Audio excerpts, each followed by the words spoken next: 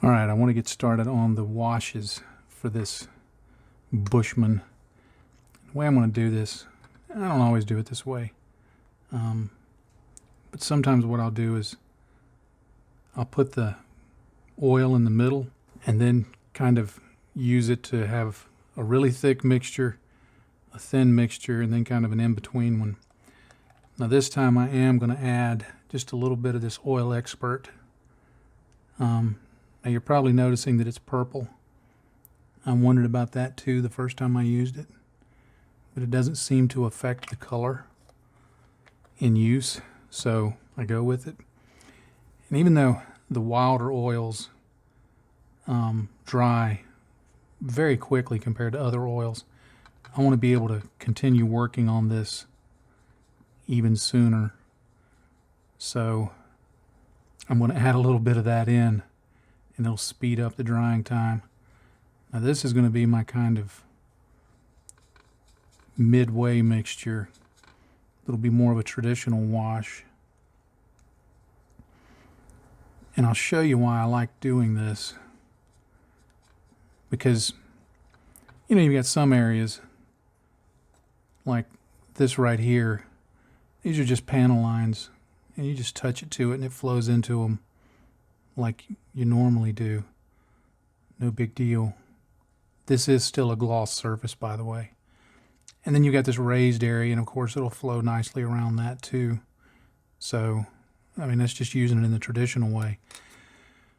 But sometimes you've got areas like right here. This is actually, I've left it in basically as a panel line, but it's a seam line where two parts joined.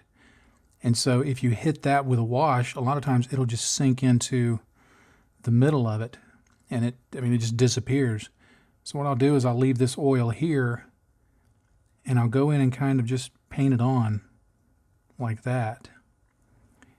And because it's a little thicker, it'll leave a little bit of a stain on either side of it. And once I give it time to dry, just a little, I'll go in and blend it with another brush, just to blend away the edges, just to smooth the edges away, and make it look like it's supposed to be there. But that way the oil doesn't sink down into the gap between the parts, and I still get kind of a it ends up looking almost kind of post-shaded, which is fine because I'm going to be going for a little bit of a dirtier look on this model. As I understand it, the anime was a little more military in its presentation.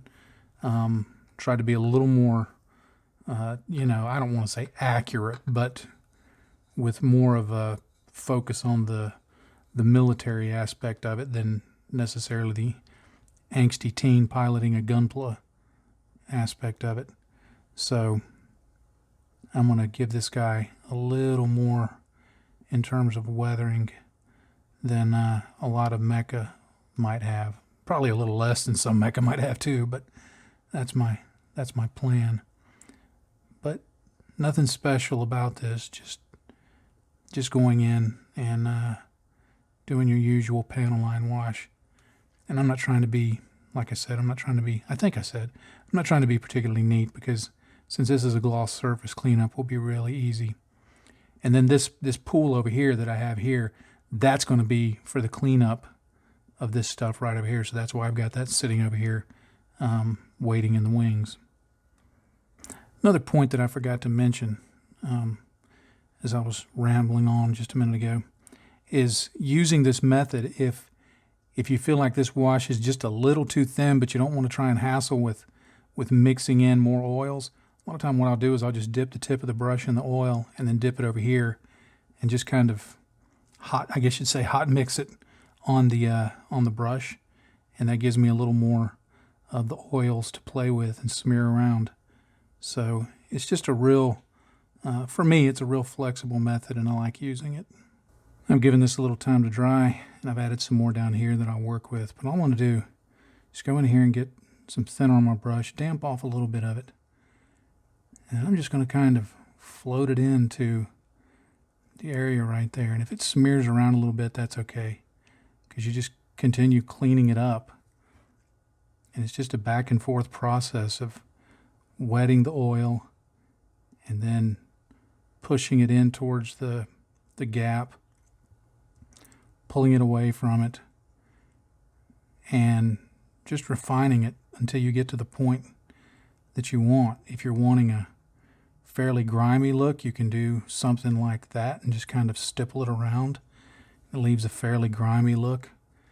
You can come in and refine that a little, pushing the oil around, pulling it up like that parallel to the line. There's a lot of different ways of working with it to get it like you want. But the idea is to just leave a stain, some coloring along that line so that it looks shaded.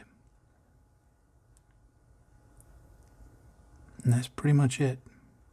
So now I just got to go around and do that all over. So it can take a little while, but you could do this kind of post shading, I guess you'd say, because that's really what it is. You could do this kind of post shading with an airbrush, but I've gotten more and more to where I love using my airbrushes, but it's so convenient to just sit here and just switch between different things and paint things and weather things and chip things and just do whatever suits me at the moment. You know, when you're using an airbrush, you're pretty much, that's what you're focused on. You know, you can't switch between tasks when you got your stuff in the color cup. But this is just a simple way of doing that.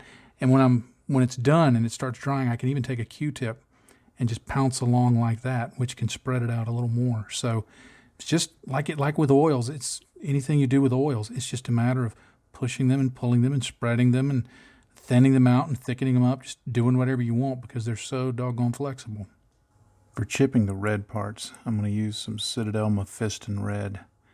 And there's not a lot of contrast between this Mephiston red and the base color, but that's actually on purpose, because what I've found is that the less contrast there is between colors when you're chipping, the more chipping you can get away with. So it allows me to build up the chipping from a very heavy coating of a low contrast color and then go to a higher contrast color and do lighter chipping, and it just seems like a more scratchy,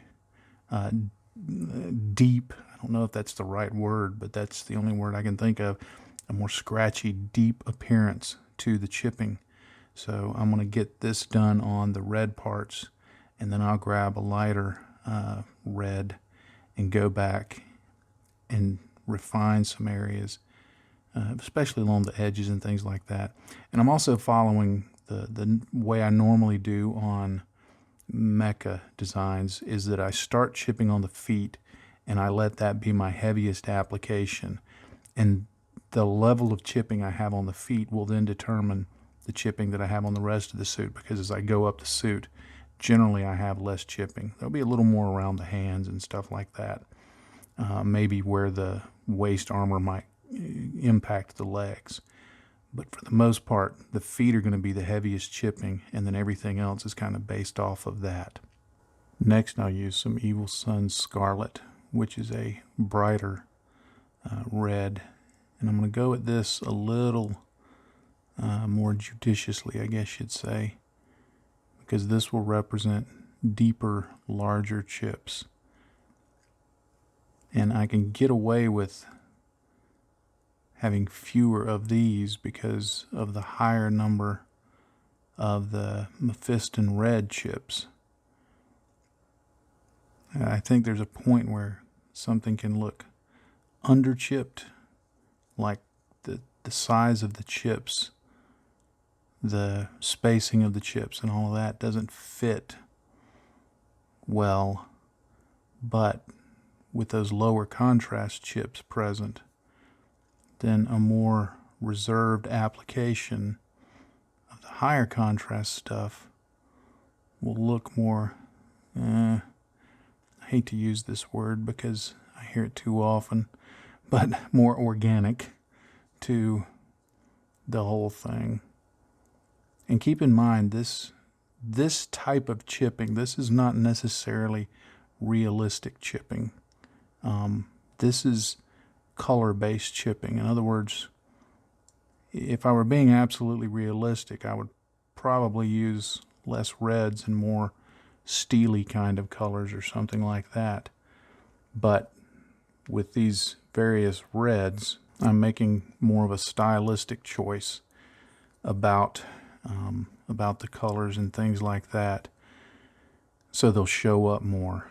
And this is also accomplishing, like the dry brushing I did earlier on the model, it's also accomplishing some edge highlighting. So there's different ways to approach your chipping, ranging from very realistic to stylized, and then just deciding what's your goal for the look of the model. And that will kind of drive how you do the chipping and how many colors and things like that. Once I have the sponge chips in place, I'll go in and just do some vectored streaking with a brush, just trying to get some little streaks and things like that. The paint is thinned down. You can see it's fairly thin, and I'm just kind of bouncing it on the surface. Not necessarily painting a line, but just bouncing it along. If I need to make corrections, once it dries, I can go in with just a toothpick and chip away at some of that paint. I'm having a difficult time right now filming this because I'm leaning around the camera. I've got my optivisor on, and I'm basically looking through one eye to do this. So I'm going to have to look at the footage and see, okay, did this turn out okay, or am I going to have to reshoot it? But anyway, just putting in these chips like this, and you can develop larger areas like this, just going in and stippling on some paint if you want to make an area larger or something like that. It's just a process of refining and adding to the chipping and the streaks. For the lighter areas, I'm going to use Vallejo German Grey to do the chipping here. And I'm only going to use this single color here. Sometimes I think that on these lighter colors, the single color chipping looks good, suggesting that maybe it's just a single primer coat or color coat over the base material. But if I were going to do this two color, I would have used basically something just a little lighter than the base gray, working on the same theory that I did on the red. But I'll just go in, and on the feet, as I mentioned before, I'll just go a little heavier than I would on the rest of the suit, because you expect those to get a little more damage as it's stomping around and doing whatever stompy things a stompy robot does. Well, I hope to get this guy finished up in this third episode, but looks like I still have enough stuff to do that I'll need to go into a fourth episode, so I'll just call this "and video."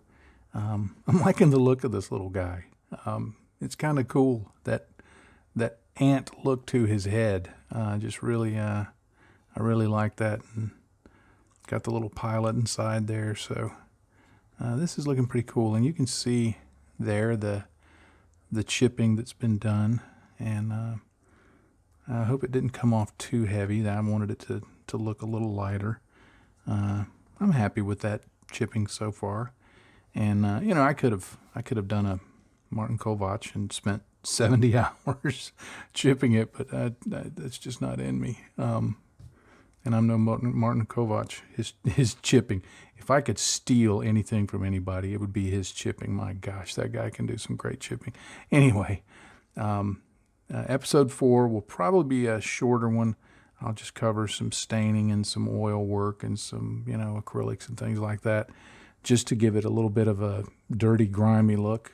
And that'll get this guy wrapped up, and we'll move on to the next kit. But if you're looking for an unusual mecha to build, this is certainly a candidate. It's a cool little kit. So I will call this done for this episode.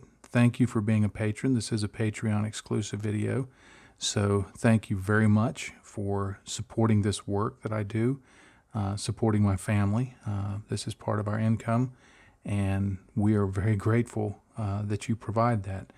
And it really is a blessing. So thank you very much, and I will see you again in part 4.